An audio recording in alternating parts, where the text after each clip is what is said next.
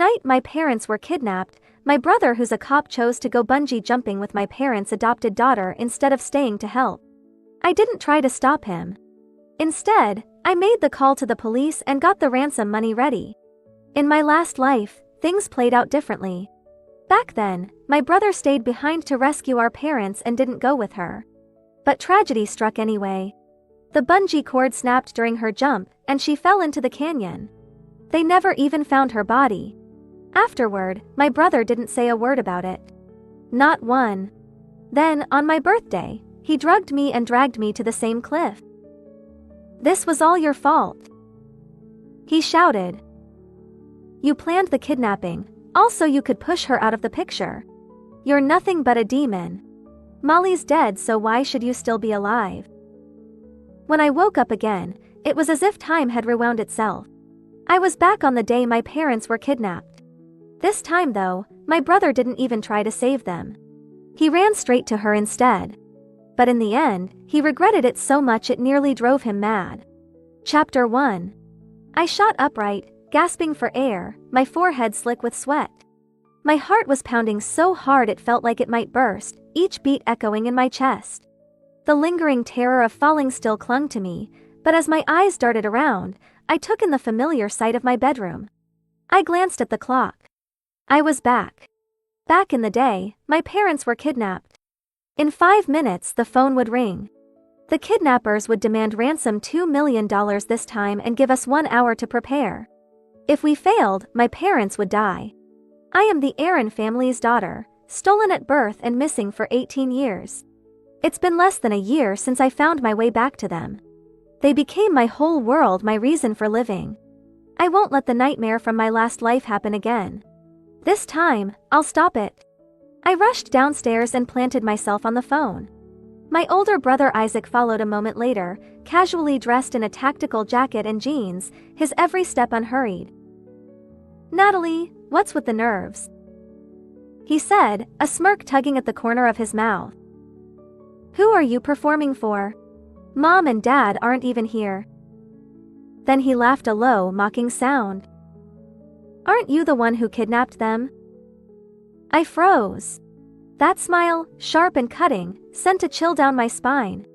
At that moment, I knew Isaac had been reborn too. His expression said it all: "Don't bother fighting. You've already lost." Without his help, the events that unfolded last time would collapse even faster. In my previous life, Isaac had been convinced that I orchestrated the kidnapping, a twisted scheme to win our parents' attention and affection. I never understood how he came to such a ridiculous conclusion. But this time, he wasn't even pretending to help. He'd already decided to stay out of it.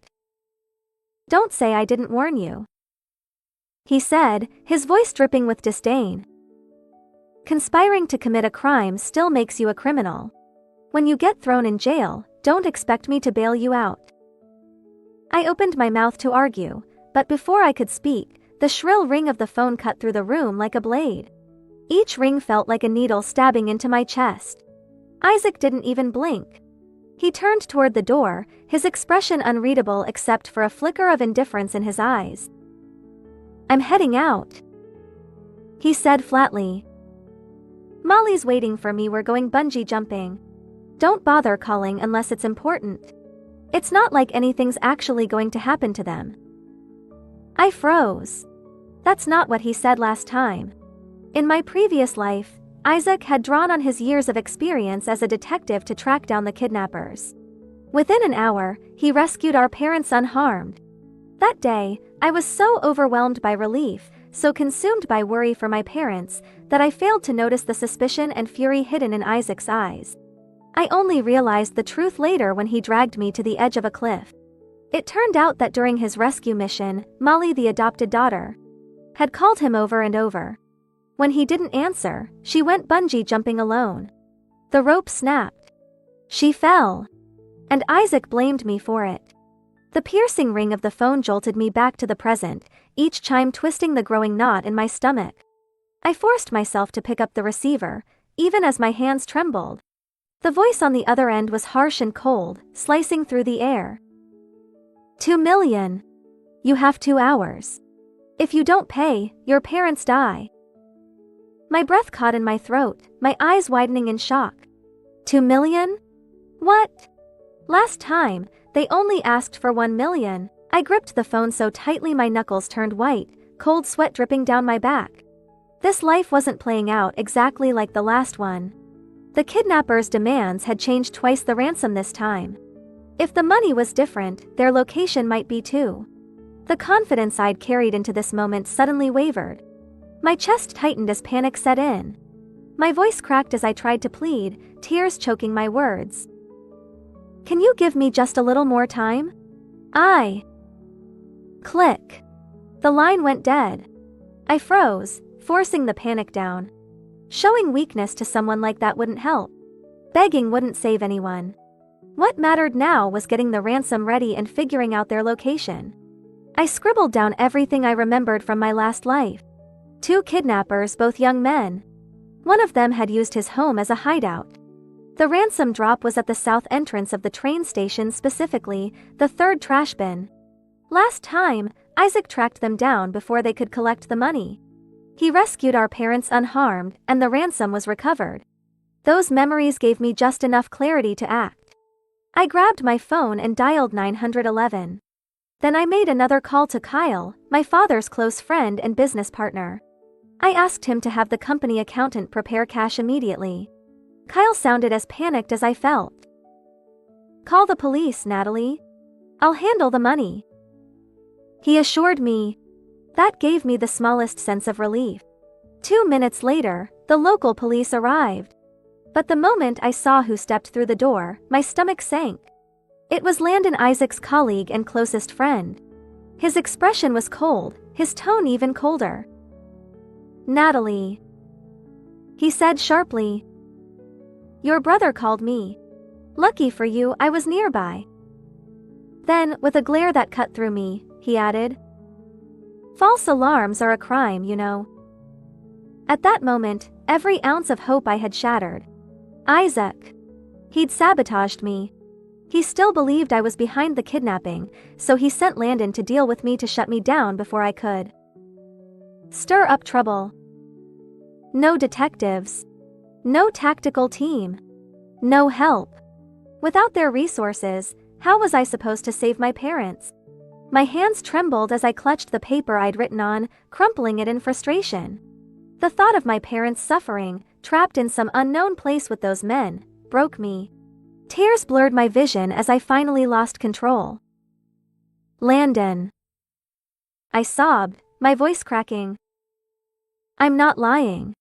I'm an adult, I'll take responsibility for my actions. Please, I'm begging you. I need your help. My parents need your help.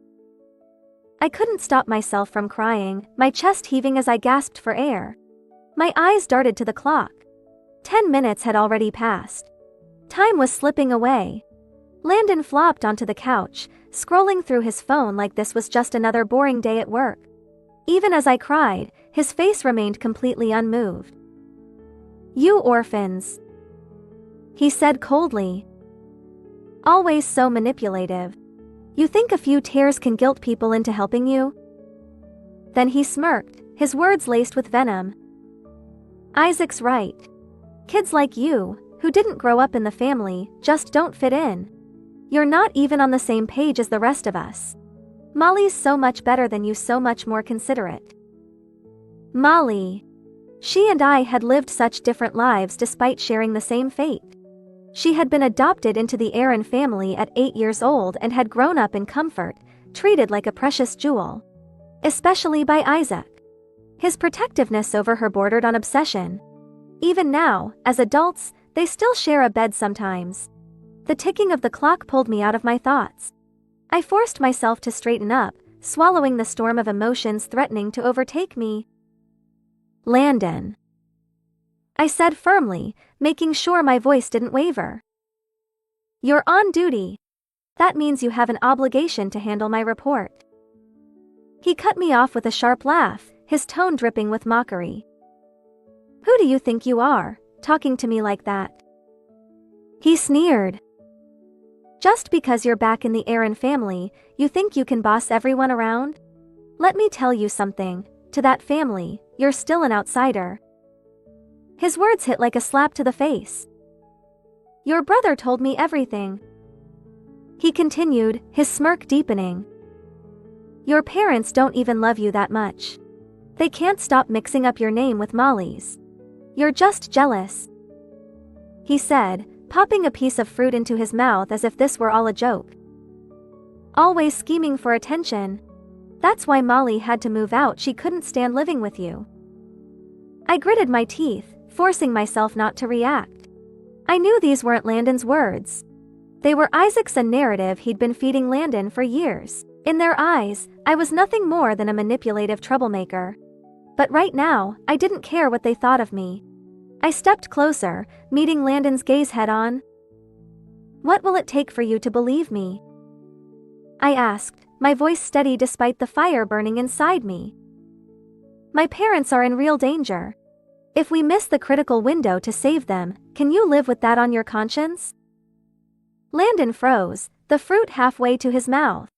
His hand stilled as he stared back at me, almost considering it. Then he shrugged, tossing the fruit into his mouth as he stood up. Fine, he said, his tone dismissive. Report me if you want. Kids like you could use a good lesson anyway. Before he could finish, the door swung open. 2 uniformed officers stepped inside, their presence commanding the room. Is Natalie here? One of them asked. We received a report and are here to investigate. My knees nearly gave out beneath me. Relief washed over me so suddenly that it left me dizzy. My parents finally had a chance to be saved. As soon as the officers entered, Landon shot up from the couch, striding over to shake their hands with exaggerated friendliness. We're all on the same team here, he said smoothly, flashing a grin. I just dropped by to check on Isaac's little sister. It was only then that I noticed Landon wasn't in uniform. He'd come in plain clothes. Before I could say anything, he casually made his way toward the door, clearly intending to slip out. But the officers blocked his path without hesitation. I stepped forward, my voice steady despite the chaos swirling inside me. Officers, please? My parents have really been kidnapped. I even have a recording of the ransom call to prove it. Finally, the recording I'd made earlier came into play. As the kidnappers' voices filled the room, Landon instantly paled, his smug composure unraveling. But Isaac said. He stammered, his voice shaky. He told me this was all an act. That she was making it up. I let out a sharp, bitter laugh. I didn't have the energy to argue with him. Instead, I focused on the crumpled piece of paper in my hand, carefully smoothing it out. The fragmented memories of my last life were blurry and incomplete, but I forced myself to concentrate, piecing together every detail I could recall. I took a deep breath, searching for the right words to convince the officers. Officers, I think I've seen the suspects before, I said, trying to sound confident. They were near my house recently. Their voices matched 2 men who stopped me to ask for directions. I'm not completely sure, but... Before I could finish, the officers called in reinforcements. A sketch artist arrived with surveillance equipment. I focused all my energy on describing the kidnappers' faces, every feature etched in my mind from my last life. Piece by piece, the sketches came together. When the finished drawings were compared against criminal records, it didn't take long to identify them, 2 young men with histories of robbery. One of them had even rented an apartment under his real name. The police wasted no time organizing a rescue team. As they left, I sank into the couch, my body trembling. Cold sweat soaked through my clothes, leaving me chilled to the bone. Minutes dragged by like hours. Finally, 20 minutes later, one of the officers returned. His expression was apologetic. Natalie, he said carefully. We searched the house, but your parents weren't there. My heart sank, the words hitting me like a punch to the gut. But we did find this, he added, holding up a sealed evidence bag. Inside were dozens of photographs, all taken in secret. There were pictures of my parents. And pictures of me. They've been watching your family for a while. the officer said grimly. "Don't worry, we'll catch them. There's no way they'll get far." But his assurances did nothing to calm the storm inside me. My worst fear had come true. The kidnappers had moved my parents to a new location, which meant every lead I'd given the police was now worthless. From the corner of the room, I heard Landon on the phone with Isaac. Even though he tried to keep his voice low, I could hear every word. "It's real," Landon muttered. "This isn't a joke. There's actual evidence, and the suspects have been identified. You need to come back." Before he could finish, Isaac's voice came through the line, loud and clear. To my horror, he was laughing. That cold, mocking laugh sent a chill down my spine. "Oh, come on," Isaac said, his voice dripping with condescension. "The bigger the show she puts on, the harder she'll fall. Just wait. When Mom and Dad lose face because of her nonsense, they'll drop her faster than she can cry about it." His words hit like daggers, dredging up every ounce of fear and fury from my past life. How could he be so cruel? Even if Isaac hated me, even if he refused to accept me as his sister, how could he ignore the fact that our parents' lives were at stake? I hadn't done anything wrong. And neither had our parents. The son they'd raised and loved for over 20 years was now turning his back on them in favor of Molly, the perfect daughter who wasn't even their own blood. If Mom and Dad knew what Isaac was doing, if they knew he cared more about protecting Molly's feelings than their safety, how heartbroken would they be? I wiped away the tears threatening to spill from my eyes, swallowing the lump in my throat. Just then, the house phone rang. The sharp, jarring sound cut through the tense silence like a knife. One of the officers monitoring the line glanced at me, giving me a quick nod. My heart began to race. The kidnappers were calling again. The officer monitoring the line gave me a quick thumbs up. My hands were shaking so badly I could barely lift the receiver. To my right, another officer held up a small card with bold black letters. "Stall for time." I took a deep breath to steady myself, but when I finally spoke, my voice cracked, trembling with emotion. I'm getting the money. Please, I'm begging you, don't hurt my parents." On the other end of the line, the kidnapper let out a low, mocking laugh. "Then quit wasting time and move faster. You've got 1 hour." He barked, his voice dripping with impatience. "If you're late, they're as good as dead." Another note slid across the desk toward me. "Ask where the drop-off is. Ask where to meet your parents afterward." I swallowed hard, trying to keep my voice steady. "Where do I bring the money?" I asked, my words trembling. And after that, where can I meet my parents? Will they be safe?" The kidnapper's irritation was palpable, his tone sharp and cutting. "Put the money in one of the lockers at the train station," he snapped. "And don't worry about your parents. Once I get what I want, they'll be sent back to you safe and sound." My stomach churned. The drop-off point was different from what I remembered in my last life. I needed to keep him talking. Every second counted. If the officers could trace the call, we'd have a chance. "Are my parents okay? Can I hear them? Just for a moment?"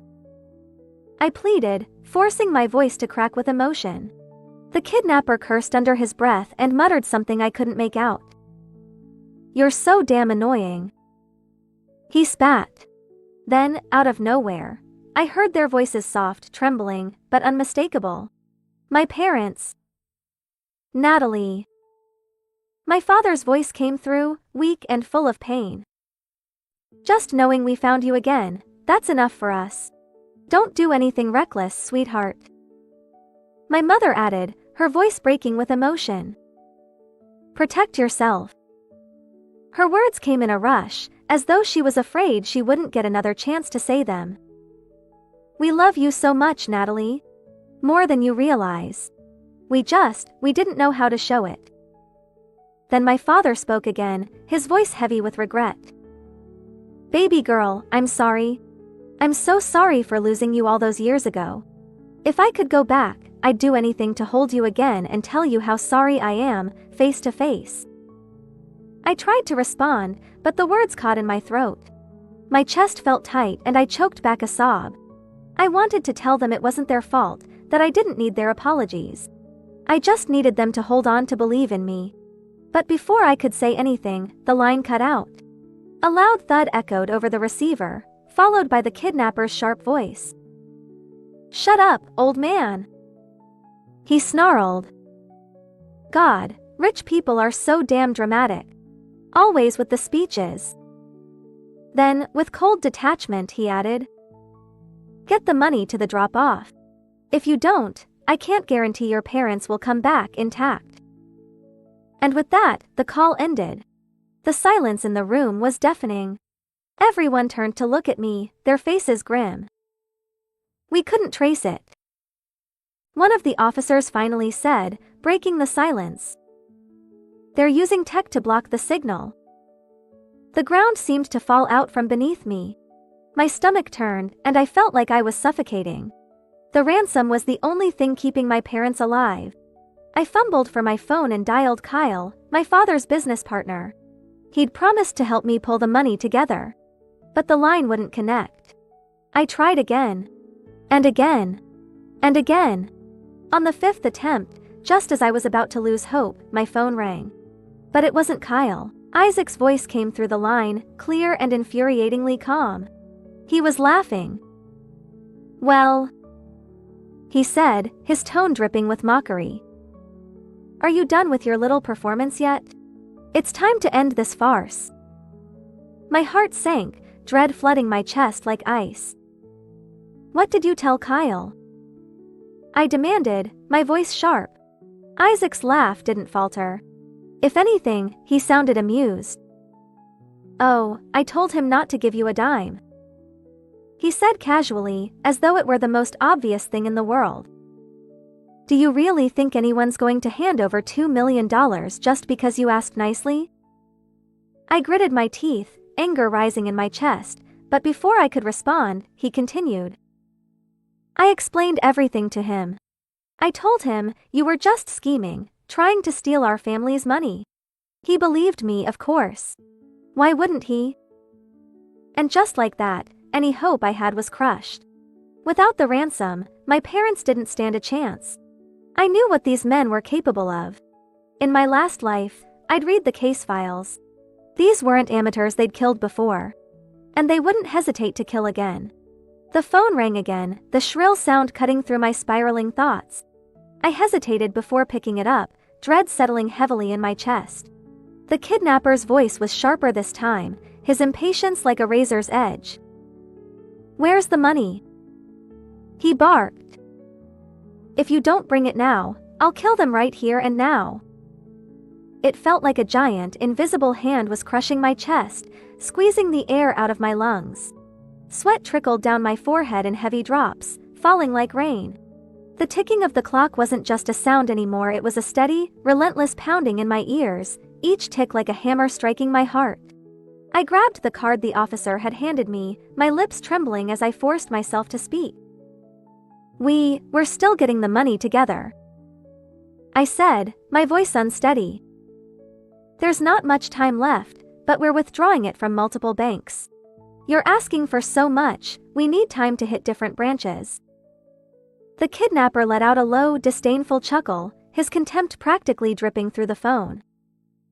"The Aaron family," he sneered. "All that wealth and you can't even scrape together some measly cash?" My throat tightened and I didn't dare speak again. Even breathing too loudly felt dangerous. But in those few tense seconds of silence, I heard something, a faint sound in the background. A train whistle. Familiar. The officers monitoring the call stiffened too, their eyes alert. One of them motioned for me to stall, keep him on the line as long as possible. "Let me hear them again," I said, my voice cracking slightly. "I need proof they're still alive." The kidnapper's patience snapped. "You think the world revolves around you, huh?" He spat, his anger bubbling over. "What are you, some spoiled little princess? Everyone has to bend over backward for you? Final 30 minutes. He growled. No money, no parents. Simple as that. The line went dead before I could respond. 30 minutes. That was all the time I had left now. I stared at the phone in my hand, my knuckles white from gripping it too hard. There was no reasoning with him. The room around me erupted into chaos. Officers were rushing to make calls, trying to expedite the cash withdrawals from the banks. I stood frozen, biting my lip so hard I tasted blood. Closing my eyes, I focused. My mind replayed the last few moments of the call over and over again. And then it hit me. That sound. It wasn't just the train whistle. There was something else, something sharp, eerie, almost like wind screaming through a tunnel. I opened my eyes, my heart racing. Grabbing the nearest officer's arm, I blurted out. Play back the recording. The last few seconds, hurry. Everyone turned to look at me, startled by my sudden outburst. But they didn't hesitate. The recording was rewound and played back, just as I'd asked. There it was. The faint whistle of a train. And that same strange, haunting wind, like a ghost howling just before the call ended. I jumped to my feet, adrenaline coursing through my veins. I know where they are. I shouted, my voice shaking with both fear and determination. I know where my parents are. Chapter 2. The police didn't believe me at first. But once I laid out the evidence, detailed and undeniable, they moved quickly. The orphanage where I spent a decade of my life was on the outskirts of town, right next to an abandoned factory. Trains passed by there every day, hauling coal or timber. The first came at 6:10 a.m., the second at 10:30, and the last at 8:30 p.m. like clockwork, never more than 10 minutes off schedule. The timeline I gave the police matched perfectly. That factory, I knew it better than anyone. As kids, it was our playground. Anytime we were allowed outside, my friends and I would race straight there. The factory was surrounded by tall gray cement walls, but the north and south sides each had a massive hole, wide enough for the wind to scream through when the trains passed by. It wasn't just a gust, it was this eerie, bone-chilling howl, like the wail of something long dead, clawing at you, trying to rip your soul from your chest. We loved it. We'd scream and laugh as we ran into the wind, daring it to knock us over. It was wild and reckless, and for a kid like me, who didn't have much else, it was everything. That's why I was so sure the kidnappers were there. Natalie, stay home. One of the officers said gently. We'll handle this. Don't worry, we'll bring your parents back safe and sound. I wanted to believe him. I really did. But how could I sit at home waiting? Just the thought of being away, of not knowing, made every second feel like an eternity. Please? I begged, my voice breaking. Please let me come with you. I only just found my parents again, I can't lose them now. I can't. Maybe it was the way I said it, or maybe they understood how much it meant to me. Either way, they finally caved. I was allowed to ride in the last car of the convoy. As we drove into the outskirts, the city lights faded, swallowed by darkness. The factory loomed ahead, its silhouette jagged and broken against the night sky. We parked far from the factory to avoid tipping off the kidnappers. The officers moved quickly, silently, vanishing into the shadows as they scouted the area. Then, suddenly, chaos erupted. Shouts. The sound of a scuffle. A suspect was dragged out, kicking and cursing, as officers pinned him to the ground. I couldn't wait any longer. Breaking free from the officer trying to hold me back, I darted toward the factory, ignoring their shouts to stay put. I had to see them. I had to know my parents were okay. The darkness pressed in on me, thick and suffocating. I could barely see where I was going when, all at once, headlights flared to life behind me, flooding the area with light. The beams cut through the night, illuminating the factory's crumbling walls and casting long, jagged shadows across the ground. I turned my head frantically, searching every corner, my heart pounding so hard it felt like it might burst. Mom! Dad! I screamed, my voice raw. And then I saw them. In the far corner of the factory, huddled together. Mom, Dad! I sobbed, clutching them as tears poured down my face. My vision blurred, but I could still see the relief on their faces, the way their expressions softened as they held me close. I choked out. "I found you. I finally found you. This time," I told myself. "This time, I saved them." Relief and joy crashed over me like a tidal wave, but beneath it all was the tremor of fear, the terror of how close I'd come to losing them for good.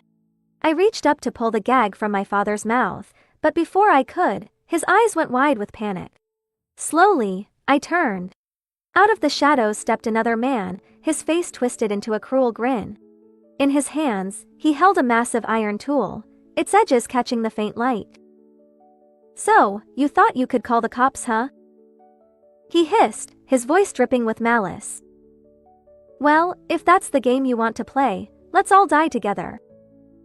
Before I could react, he swung the iron tool down with terrifying force. I braced myself for the impact, for the pain. But instead, there was nothing. All I saw was red. "Dad!" 7. My dad was unconscious when he was taken to the ambulance, still calling Isaac's name. My mom fainted from shock. When the surgery light turned on, I waited alone outside. Isaac and Molly walked in hand in hand. "What happened? You usually mess around, but how did you get Dad hurt?" I looked at him coldly, too exhausted to argue. I just said calmly, "The kidnappers did it." Isaac jumped in place. "The actors you hired dared to hurt people. Do you think the Aaron family is a joke? Mom and Dad were blind to bring you back." Molly smirked. "Got yourself in trouble, huh? I told you you'd shoot yourself in the foot.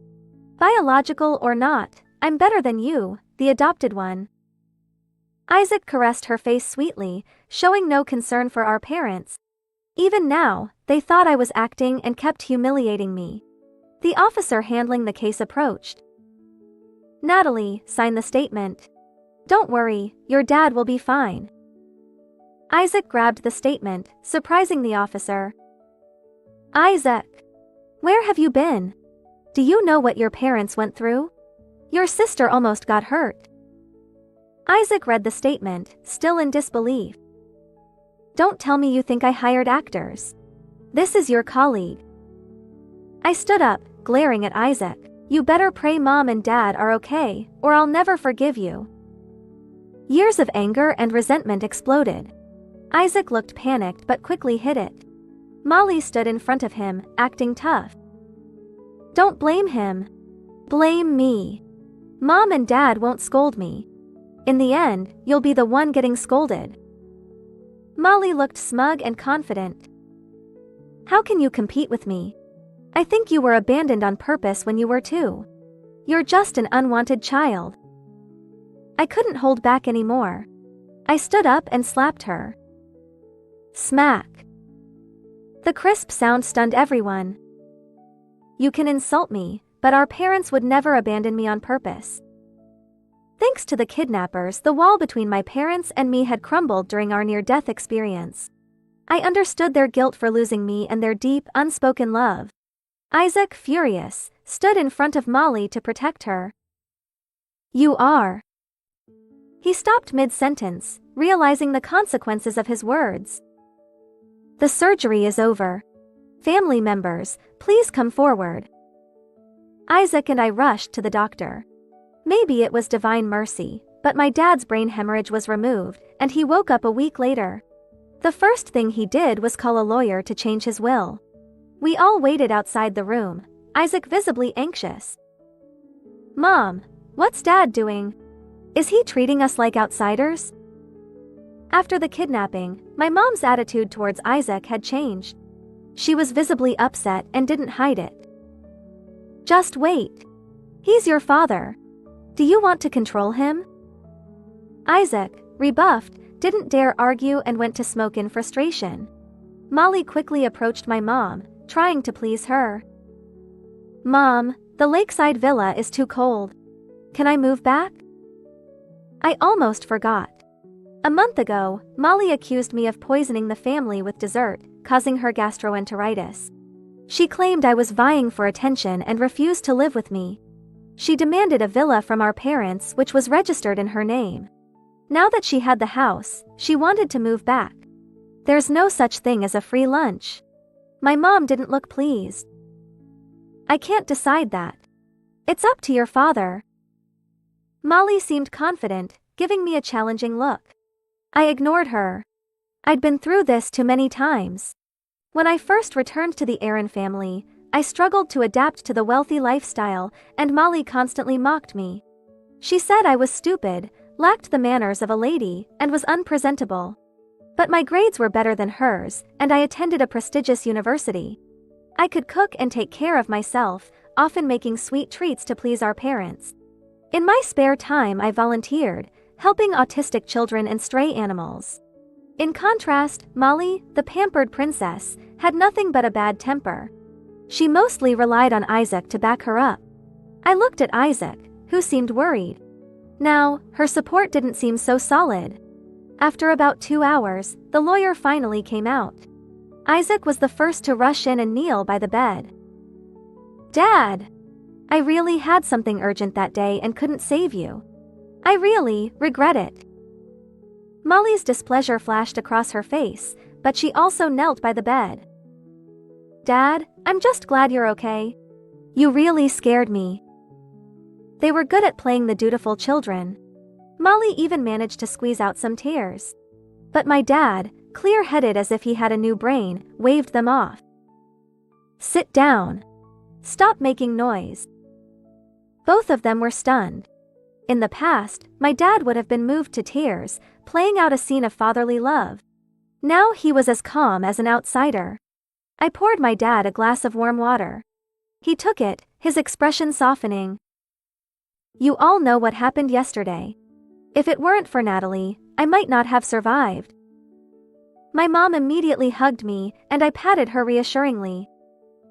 It's okay. It's all over now. Isaac jumped up to refute.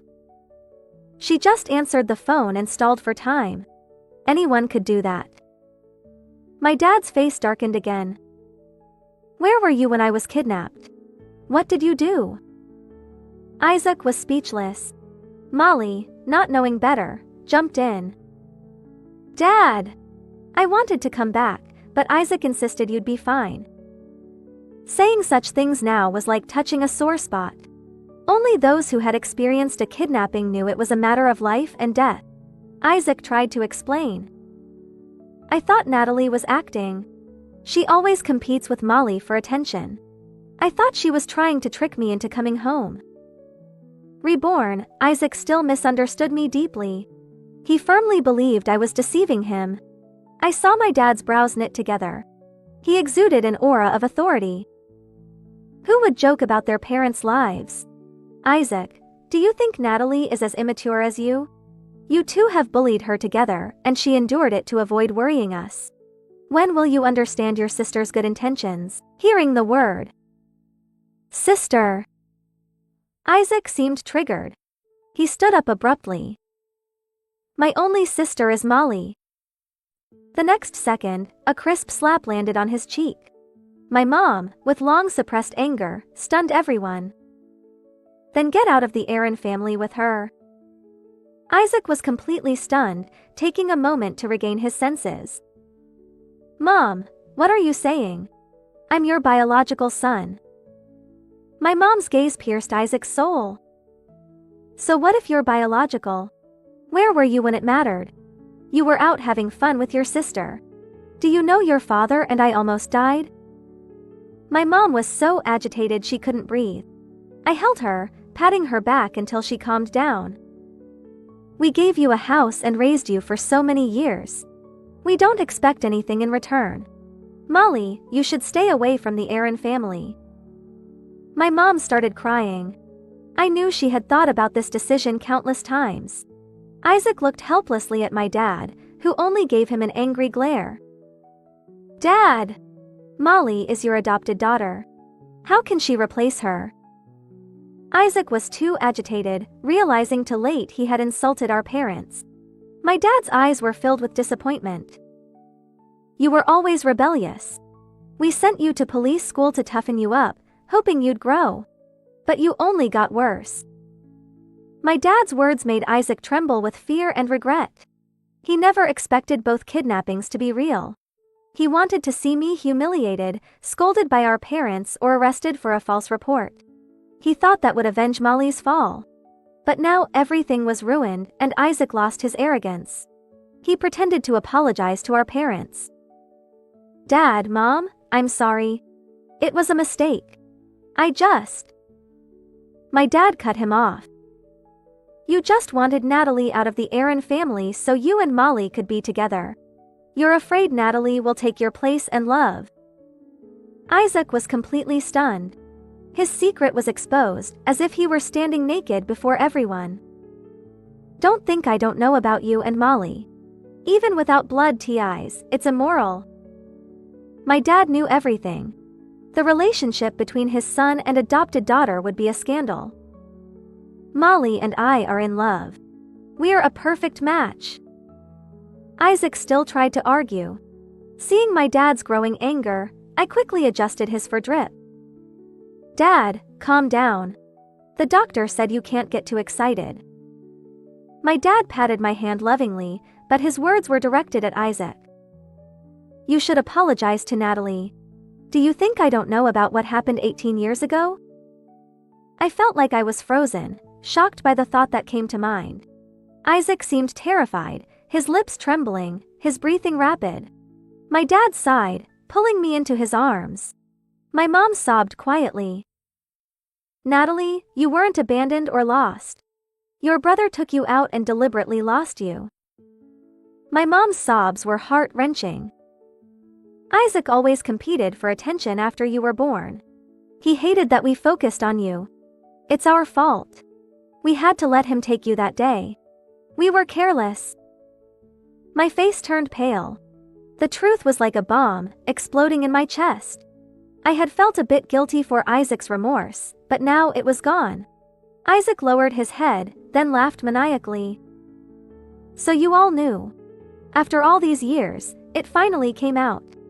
I hated her clinging to you. She was just a little kid, knowing nothing. I left her at the street corner and slipped away." My anger was like a wild beast. I rushed at Isaac, roaring. "I knew nothing then. Who gave you the right to decide my fate?" Molly blocked me, still defending him. "He was just a kid. Who would blame a child for a mistake? Stop being dramatic." Isaac was 10 at the time. He wasn't ignorant, he was malicious. He didn't want to share the love. When Molly came, he was almost an adult. My mom held my collapsing body. "Sweetheart, it's all in the past. We'll never be apart again." Seeing my pain, my dad's anger grew. "These are the facts. Your mom and I decided that after we're gone. All the family assets will go to Natalie. You and Molly can leave the Aaron family." Isaac couldn't believe it. He knelt by the bed again. "Dad, I'm your son. If you don't want me with Molly, I'll send her away." Hearing the assets would go to me, Isaac panicked. He was willing to sacrifice his cherished sister. Molly, desperate, knelt by the bed too. "Dad, I didn't mean to embarrass you. Isaac forced me to be with him. He made me move out and demand a house. He taught me to frame Natalie for sympathy." Molly cried, clearly more skilled. Isaac could only glare at her. "Dad, I'm part of the Aaron family. I've lived here for years. You can't kick me out. I deserve a share of the assets." Seeing his beloved sister also vying for the assets, Isaac's face changed. "You have no blood ties to the Aaron family. Why should you get anything? Raising you was a favor. You don't deserve the assets." He scolded Molly as he had always scolded me. My dad sternly rebuked him. "You don't deserve it either. You blamed Natalie for your past life's grudge, causing your sister to fall off a cliff. You have no family loyalty." His words stunned both Isaac and me. It seemed my dad, after his head injury, remembered some past life memories. He knew Isaac had killed me. Seeing his misdeeds exposed, Isaac decided to go all out, threatening our parents. "I won't leave empty-handed. Give me a large sum, and I'll consider taking care of you." He stood up, looking at me disdainfully. "This one can't be relied on. You'll still need me when you're old." My dad crushed his hopes. "Move out of the villa tonight, or I'll have the guards throw you out. After harming your sister twice, how can I expect you to care for me? I'll be grateful if you don't push me off a cliff." Isaac's eyes darkened. Fearing he'd do something drastic, I stood in front of my parents with a thermos. "I'll take good care of them. I won't be an ungrateful wretch like you." Even in his anger, Isaac didn't dare cause a scene in the hospital. He left, saying, "You'll regret this." Molly didn't follow him, continuing to plead. "Dad, Mom, look at me. I'm Molly, your daughter." Moving out was Isaac's idea. "I promise not to see him again. Can I move back?" My mom said one word. "Leave." Molly's intentions were clear. She feared poverty and thought being a rich wife was a good alternative. She and Isaac were two of a kind. After they left, the world felt peaceful. My mom and I stayed by my dad's side. He recovered well. A week later, I brought him home. One day, my dad, drunk, asked if I hated Isaac for killing me in my past life. I shook my head. I believed Isaac truly loved Molly, but not deeply. He was willing to abandon me for her. But for the assets, he'd give up everything. Isaac was that pragmatic. 6 months later, I graduated from college and received an offer from a prestigious foreign university. I was torn between studying abroad and inheriting the family business. My parents firmly supported me going abroad. They said I had suffered enough in the first 20 years. They wanted to make up for it by fulfilling all my wishes. My dad flexed his still strong biceps. "I can handle the business until you graduate and take over." So I chose to study abroad. Every day before I left, I clung to my parents. They took me to change my name. I finally had my own surname. Seeing Natalie Aaron on my ID, I cried, tracing the letters repeatedly. My mom, feeling sorry for my hardships, transferred the family's real estate to my name. I refused, but she said it was to deter Isaac. Isaac was indeed restless. He sent gifts to my parents which were thrown out. He called often, but the housekeeper or maids hung up. Then he started harassing me. He called me a demon, wishing he had drowned me at 2. But his venomous words couldn't affect me. Our bond, already thin, was completely severed. I blocked Isaac and enjoyed a few peaceful days. Then Molly called, crying, "Natalie, don't hang up. Please help me." She was always good at playing the victim. I stayed on the line, curious about her act. "Natalie, I'm pregnant. Isaac kicked me out with no money. Can you help me?" She cried harder. Isaac started drinking after being fired. He took the house. "I'm really desperate," I said. "Oh. Call the police." Then I hung up. Molly eventually found my parents, admitting her pregnancy. Fearing she'd harm herself, they agreed to give them money to live and raise the child. Isaac agreed. We didn't attend their wedding. We knew Isaac married for the money. Less than a month later, Molly miscarried. Isaac, seeing the child as a burden or driven by his nature, beat her during a drunken rage. He was sent to prison for rehabilitation. My parents didn't help him, focusing on me. They carefully selected everything I needed for studying abroad. The night before I left, I had second thoughts. "Dad, Mom, maybe I shouldn't go. I can try my luck here." My mom tapped my forehead. "Don't talk nonsense. You're going because you're excellent. Seize this opportunity." My dad smiled at me. "Come home whenever you want. We can afford the tickets." Despite their words, the thought of leaving tormented me. The next morning, I cried in bed. My eyes were red and swollen. At the security checkpoint, I hugged my parents goodbye. "No staying up late, no junk food, take your medicine on time." My dad nodded. Mom patted my shoulder. Safe travels. I looked back repeatedly, feeling like I saw my past self waving through the crowd. Her lips moved as if saying, "This time, be truly happy." I nodded, saying in my heart, "I will."